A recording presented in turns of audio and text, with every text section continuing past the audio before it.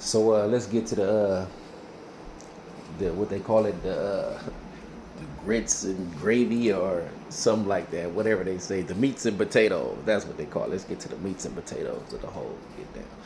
So really my whole story starts with junior high school. And so being from where I grew up and where I was from, we had to walk past what was our considered our worst enemy territory. And so, young, 11, 12 years old, I began walking. And, as I got a little older and people began to recognize, where I was coming from, what part of the area I was coming from, I started to be questioned about, where I was from.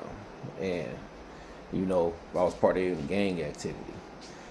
And so, for the most part, I was able to scoot through there. Everybody kind of knew me from elementary school. I was known as Lil Something. You feel me? People know me by my first name from what was considered enemies and homies and people in the area, and so on and so forth. But like I was around. Everybody knew me from a kid. So but what really happened was I was going to this school, Drew Middle School, and a lot of gang affiliation with the school, whatever. It's 10 different gangs that go to the school. And so one day I had a beef with this one guy or whatever, and I was walking and they was looking for me. Crazy thing about the story is like they literally walked right by me, and I heard them say like, "Where he at?" and use my name. And I'm like, "Oh, they looking for me." And so what I did was like I kept walking, like I didn't look back. I just knew, okay, they looking for me. I was a little scary back then. So what I did was I ran to a part of the school where I jumped over the gate and went to go use a phone booth. Yeah, this is an old story. So for the people who know what a phone booth is, y'all know what I'm talking about.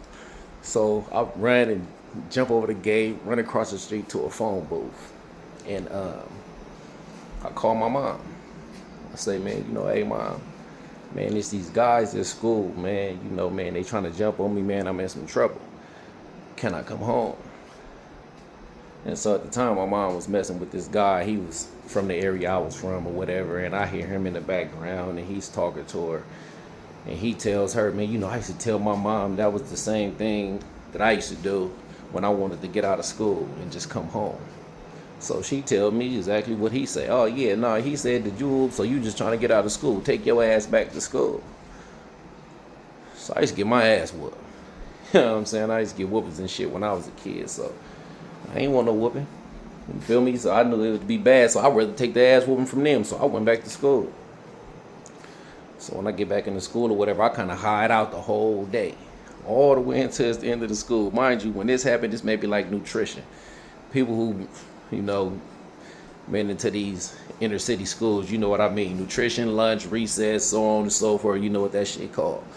And so, I snuck throughout the day through the school, head here, head there. And so when I got back, out of school and was going back to the projects, one of the guys that's from the projects, he was like, "What's up, bro?" He kind of seen something was going on with me. I was kind of down.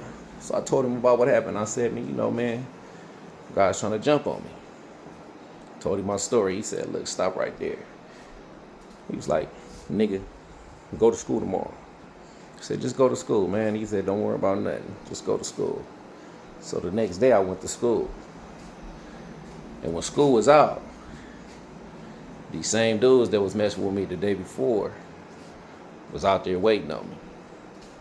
But what they didn't know was that this guy that was from the projects was out there with another guy when they had big guns. And so when I came out of class, they was at the back gate waiting for me, but they didn't know these niggas at the back gate waiting for them. So when I come out, they like, "Nigga, what's up? Who tripping?" Burners out, you know what I'm saying? Like, "Nigga, yeah, this the homie right here, nigga. Y'all niggas the ones that's tripping." They like, nah, everything was broke down then, and that was basically my introduction into the gang lifestyle, because what I felt was protection, and I felt wanted, and I felt loyalty, And I felt the nigga motherfucker that was hearing me out, you know what I'm saying, when I was telling you my problems and I ain't making it up, you know what I'm saying? So that was kind of my introduction. And so from that point on, when I could tell you, if you saw the Menace to Society, the movie Menace to Society, this next shit I'm about to go off on, when I tell you this, I'm the definition of menace to society. But y'all stay tuned. I can't give you too much at one time.